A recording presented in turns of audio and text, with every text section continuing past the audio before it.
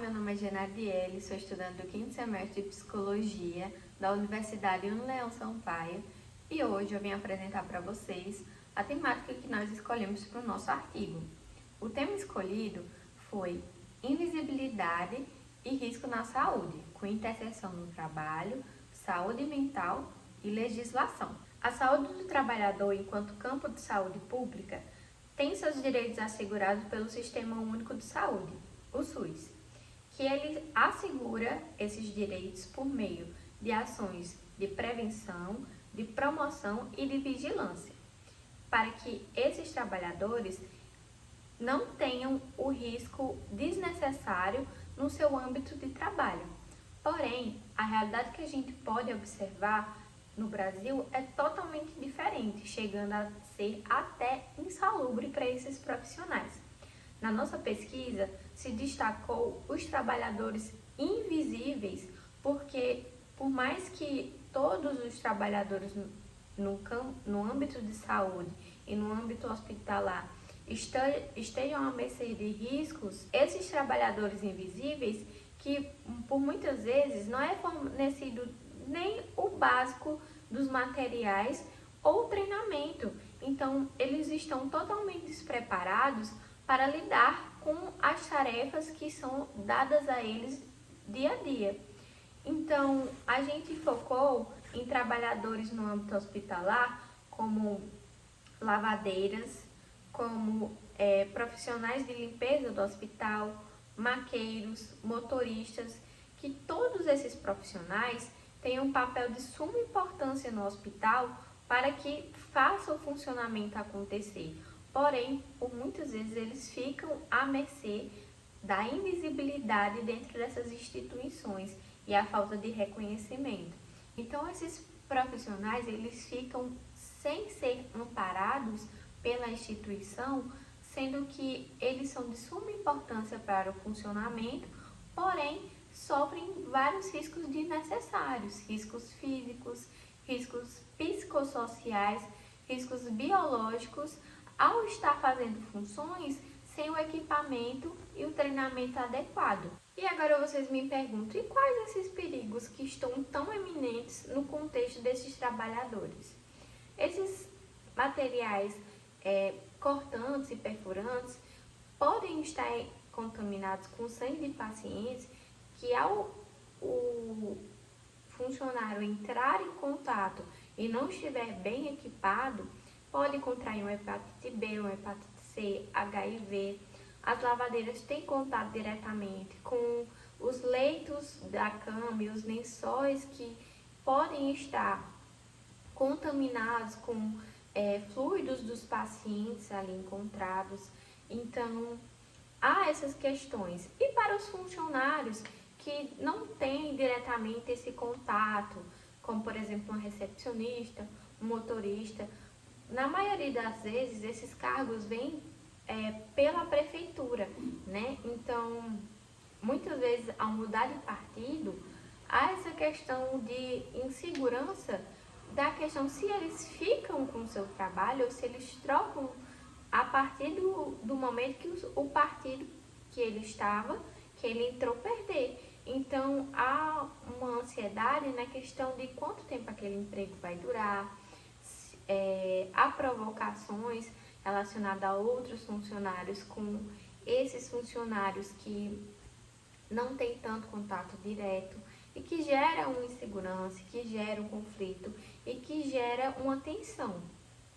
Então, esses profissionais ficam à margem de reconhecimento institucional e políticas de proteção para que eles possam exercer as suas funções com segurança, porque enquanto esse modelo de negligência continuar se perdurando, vai reforçar vulnerabilidade, uma fragilização de relacionamento entre funcionários e também vai reforçar ainda mais a desigualdade estrutural, porque há uma hierarquização dentro do âmbito hospitalar que esses funcionários que estão em estado de invisibilidade se sentem menos reconhecidos, se sentem inseguros em relação aos outros profissionais da linha de frente, como médicos, enfermeiros, que muitas vezes eles recebem mais holofotes do que os outros funcionários que também estão exercendo funções importantes para aquela instituição. Então, ao não ter um reconhecimento e ver que estão correndo perigos desnecessários por falta de atenção, isso deixa a relação e o psicológico desses funcionários muito abalados. E o nosso trabalho é justamente dar um enfoque nos riscos ocupacionais que esses funcionários invisibilizados sofrem no seu âmbito de trabalho. Então, a gente fez uma pesquisa literária, qualitativa, na Biblioteca Virtual de Saúde, no site, né? No Google Escolar, ancorada na psicologia do trabalho, também trazendo coisas organizacionais de trabalho e também as regras regulamentadoras NR1 e NR32. O que são as regras regulamentadoras NR1 e NR32? A regra NR1, ela traz para a gente uma perspectiva de problemas invisíveis, mas que precisam ser priorizados dentro de uma instituição de trabalho, certo? Então, problemas psicológicos se enquadram perfeitamente nessa regra. E a regra regulamentadora NR32 traz para a gente a biossegurança que os profissionais de saúde têm direito a ter essa segurança. Então, é um direito deles, eles precisam ter essa segurança dentro do âmbito do trabalho. Então, se a gente juntar essas duas regras regulamentadoras dentro de um âmbito hospitalar e elas serem descumpridas, esse hospital ele pode levar uma multa gravíssima. Por quê?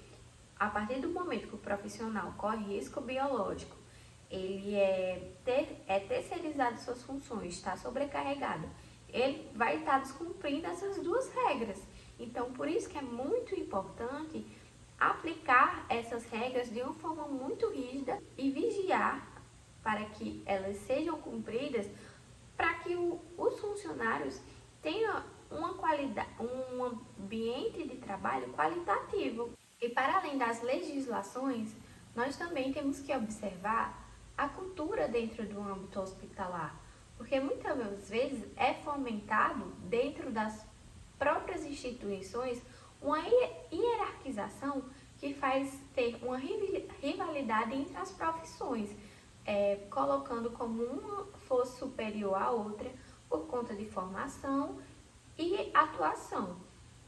Porém, esse tipo de modelo é totalmente impróprio, porque não ajuda nada, não tem o companheirismo, não tem o equilíbrio entre os funcionários, então não há como ter um bom relacionamento se esses funcionários estão repetidamente, diariamente, em um contexto de competição, de uma profissão é melhor que a outra, um faz melhor que o outro, e os profissionais invisibilizados, além de fazer o seu trabalho tendo uma precariedade, eles não são reconhecidos pelos trabalhos que eles fazem, enquanto os outros profissionais que têm um holofote a mais são reconhecidos, sendo que eles têm, a maioria das vezes, eles têm o material adequado e então só tendo um pouco menos de risco de sofrer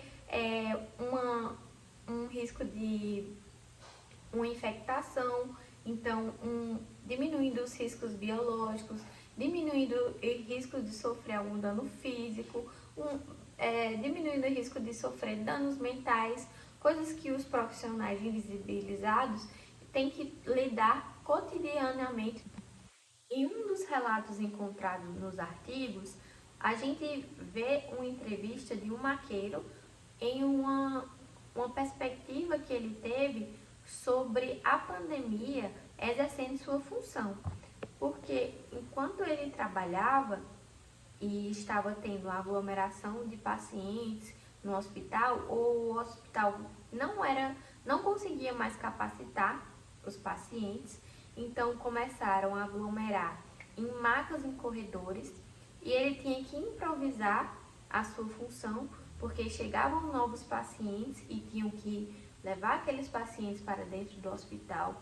Então ele se sentiu muito angustiado, muito despreparado, e também a questão de não ter materiais o suficiente, não ter estrutura o suficiente para lidar com aquela situação, mas mesmo assim estando na linha de frente, tendo que lidar com tudo aquilo, mesmo sem nenhum apoio.